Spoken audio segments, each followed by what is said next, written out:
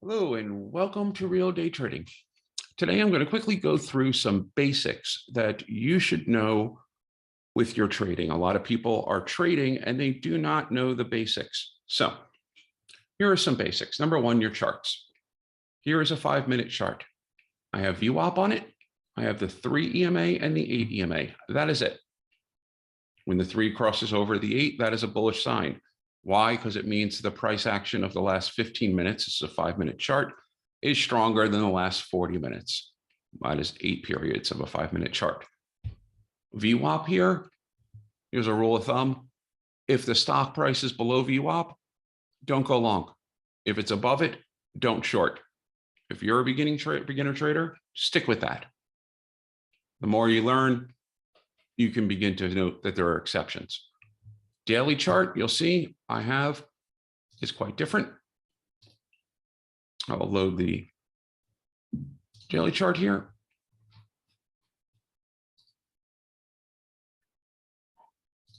Daily chart. Here is the 8 EMA on the daily chart. And now I am going to show you what I will add.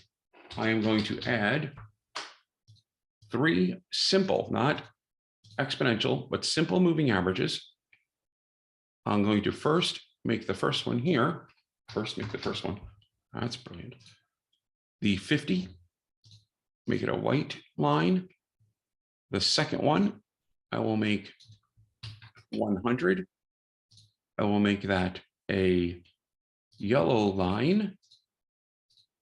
And the third one, we will make the 200. And I will make that one the green line. Apply, and there we have it. 3 moving averages, 8 EMA, NVIDIA currently below the 8 EMA and below its 100 moving average, 100-day moving average. It can't get above it. This is bearish. Now you can draw on your Thinkorswim charts. It is a pain in the ass. Let's look at the difference here. So if I decide, okay, I want to draw a trend line from here, I'm going to draw it down like this to here. And now I want to create an alert on it. Oh, I can't create an alert on it. Why? Oh, well, first thing, the moment I click on the damn screen, it's going to start drawing new trend lines, right? But because I have to go to settings, I have this set as a log scale. I have to take that off, then go here, then create an alert. Then I want to know when it crosses above, then create, and there it is. Then I have to go back, go to settings again, put this back on and change it back to log. You should be using log, by the way, and not arithmetic. Okay. So that is your basic charts right now. Next, I'm going to show you things with options. When buying an option, do not buy at the ask price. Let's say on NVIDIA, I want to buy January 28th, the 260 puts. It's not a bad idea. NVIDIA is falling. Puts are good. Sure. I'm not going to pay $14.30 for them. Best case, you put in the midpoint, $14.20. Okay. People are bidding on this at $14.05. You got enough volume here. Put it in for $14.10. See if it gets filled. If it does, great. If it doesn't, you can slowly up your bid until it does, or wait. The only time you should be just pounding the ask is, that sounded weird, pounding the ask. God, there's so many euphemisms in trading. Is if the stock is running really hard and, you know, perhaps hitting a selling climax, then you want to pound the ask. See, I took it the full way right there. I just went with it. But no, you put in the price you want. And particularly, by the way, if you're doing spreads. If I am doing a spread on NVIDIA, and I want to do a put debit spread. So I'm going to, let's say here, I'm going to buy the 250 puts, and I want to sell the 240 puts, a $10 spread here. I want to get $2.85. I want to pay for that below the midpoint. Well, I can just submit that and wait for it to fill. When you have wide bid-ask spreads, like I had today, I had a wide bid-ask spread on, let's see here, I believe it was here. There it is on Humania. I was able to get a spread like this for, you see the spread here, 313, 445. Sometimes you can actually put in your bid for, like, let's say 320. The moment it goes through, immediately turn around and sell it for 4. And sometimes within a few minutes, that will actually go through. Without the stock having moved at all, you could grab profit by taking advantage of that wide spread there. See, the euphemisms come back. You can't stop them. It's impossible. So there's options. Now, it also occurs to me that a lot of you don't really get the concept of options. Options are a contract. You're either buying the contract or you're selling someone a contract. They're not stock. They're not an asset. They're a contract that you're trading back and forth. The only time the contract comes to fruition is if you exercise it, which 99.999% of you never, ever, ever are going to do. You're selling the value of the contract. So here's an example. Let's say you're looking for a house, and that house, you find it and you love it and it's worth $1 million, but you're worried. What if you buy the house and 2 months from now, the market crashes, the housing market, and it's worth only 800,000. Now you're screwed. But the housing market's strong. What if you wait those 2 months and the house goes up to like 1.4? Now you've missed your chance. So what do? Well, let's say the owner of the house comes to you and goes, okay, tell you what, I'm going to give you this contract. For $50,000, I will lock in the price at $1 million for this house. If in 2 months, this house is worth $2 million, doesn't matter. You can buy it for $1 million. If in 2 months, this house is worth $800,000, you don't have to buy it at all. You can walk away. The only thing you're out is the $50,000 you spent on the contract. Oh, and by the way, I'll let you sell this contract to whomever else. You can transfer it to whomever you want for whatever amount you want. Okay, that's not a bad deal. I'm going to add, the house is at $1 million. I'm going to get a contract that gives me the right to buy it for $1 million. Technically, that contract should be worth $0 because you can just buy it right now for $1 million. But what you're buying is the future likelihood that the value of the house might go up. So if you're bullish on a housing market, you would take that offer. And now let's say a month from now, the house is worth 1.2 million. Well, you can do one of two things. You could go back to the owner and say, I'm exercising this contract. I want to buy the house for $1 million. It's worth 1.2. You do that, and you're now up 200,000 minus the 50 you paid. So you're up 150 because you have a $1.2 million house you just spent $1 million for. Or you can now take this contract that guarantees the owner of the contract to buy the house at $1 million and sell it to someone. The house is now worth 1.2. So at minimum, that contract's worth $200,000. But there's still a month of time on it. So that means it's worth more than $200,000. Well, 2 months of time was worth 50,000. So let's say 1 month of time is worth 25,000. It would be more, but let's just say. So now you can sell this contract for $225,000. Well, you do that, and now you've made $175,000. That's more than you would have made if you exercised the contract and bought the house. That is like a call option. If the house went down in value at 800,000, now you got to get rid of this contract or else you're out 50K. Well, who's going to buy a contract that says you can buy that house for $1 million when it's currently worth 800,000? Well, that's the exact thing out of the money options are, which sounds ridiculous, doesn't it? You're buying a contract that says you're going to let me buy this piece of property for $1 million, even though right now I could buy it for 800,000. That sounds kind of remarkably stupid, doesn't it?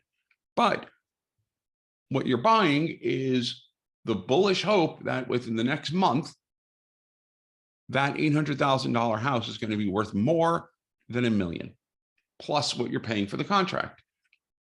Obviously, you're not going to be able to sell it for the 50,000 you bought it for. It's not worth that much anymore. The house went down in value. So let's say you find some sucker to buy it for 10,000. And now you're down 40K. That's exactly what out of the money options are. You're buying a contract that gives you the right to buy something at a price higher than what it currently is. Or you think it's going to go down, but now you're buying a contract that you can sell something at a price lower than what it currently is. That's why out of the money options rarely work well for you. They can work in spreads, but straight buying out of the money calls and out of the money puts, this is like the roulette wheel of the market. And there are posts, and I have a lot of posts in the wiki. If you haven't read it, you can read the damn wiki, and that'll tell you stop with the out of the money options. They're ridiculous. And I don't care about your friend who bought 500 PLTR calls and now struck it rich. And you know what? Who gives a shit? There are always anecdotal evidence of people who won the lottery. You know what the lottery is? A tax on people who are bad at math. Don't be those people. So those are options. You're dealing with contracts. Now you can do things with options like spreads. You can combine options together to make it easier or mitigate your risk. Like, for example, let's take Tesla, right? Tesla is expensive. If you wanted to even get an at the money call, which is the right to buy Tesla for $995, which it currently is worth, it's going to cost you $2,260, or midpoint, $2,210 for the right to buy Tesla at the price it's currently at. That's how much you'd be spending. Got a lot of volume here on the 1,000 because people like even numbers. That just goes to show you how arbitrary this all is. Look at the volume on the 1,000, 35,000 on the puts, 22,000 open interest, 22,000 on the calls. Obviously, there's more puts because the market is going down. But what if you can't afford to spend, you think Tesla's going down, but you don't have $2,400 to blow on one contract? So you do a put debit spread. So you're going to buy this put right here, but you're going to sell, let's say, the 970. Well, that only cost you $1,188. What if you did the 1,000 in this one? That only cost you $240. You can do that. 1,990, $465. You want it to be less than 50% of the distance in the strikes when you're doing a debit spread like this. So if I'm going to do 1,000 here to 950, that's a $50 difference in this spread. I want it to be less than 2,500, and it's 1,675, much less. Okay. How do those work? Simple. Let's say I bought the 1,000 put and I sold the 995 put for $2.40 debit, right below the 50% mark. And on Friday, Tesla finishes at 990. Well, how much is the 1,000 put worth? I'm asking as if someone's going to respond to you. $10. How much is the 9.95 put worth? $5, but you're short the 9.95 put because you sold it. So you get $10 from this one. You owe $5 from this one. Your overall net is $5 minus the $2.40 you spent for it. You can make $2.60 or $260 profit for every contract as long as Tesla finishes below 9.95 on Friday. Calls just work the same way, just in reverse. That is a way to play a stock like Tesla, which is expensive if you want to mitigate your risk and lower your cost. Now, there are ways to leg out of those, which are way, way too dangerous and difficult to discuss in this video. But that is the importance of understanding what options are and how to use them. They're a very effective tool. Like, you could play Tesla, but if used incorrectly or you don't know what you're doing, you can get burned. There's a bunch of people out there, look at that number, spending $700 for the right to sell Tesla at $950 for a stock that's currently at $995. Okay, that's going to give $700 per contract to be able to have the right to do that. Why? Why would you go that far out of the money on something like this? At the very least, do a spread. But people get these because they're cheap. Oh, you know what? The market's completely crashed and Tesla's going to go down to $850 by Friday. I'm going to grab these for $44 each. I'll grab 10 of them. That's not going to go over well. It just isn't. You may think it will, but it won't. All right. There are a couple of stocks, by the way, that I am looking at. Like, look at this stock here, CCK. One of the members on the forum brought the stock up. Great stock. But what do you do when SPY is doing that? Might actually even go all the way down to the 200. Hasn't done that in like 2 years. Do you carry something like this long? It didn't seem to has huge relative strength. Well, here's something you should know. No matter how strong the stock is, it can only withstand sustained selling for so long. And that is currently what we have. Sellers broke through the 100 SMA. They first were just testing it and testing it, trying to see, like poking a wall, where the weakness is. Would bulls defend the 100 SMA? And guess what? They didn't. Here and here, they kept testing it. And then finally, they came in with full strength and bam. Now the question is, are they going to try to test here? Because until SPY finds support, buyers are not going to engage. And there's a little catch-22 because in order for it to find support, buyers have to engage. So there needs to be an equilibrium happening between buyers and sellers first, where the stock starts to consolidate, where the ETF starts to consolidate. And then it has to be convincing enough that buyers believe that it's not going to drop any further. Then SPY will bounce. When that happens, you need to be aggressive with your longs. That is it for me today. I'm going to sign off and tell all of you that haven't to read the damn wiki, and I will see you out there tomorrow morning.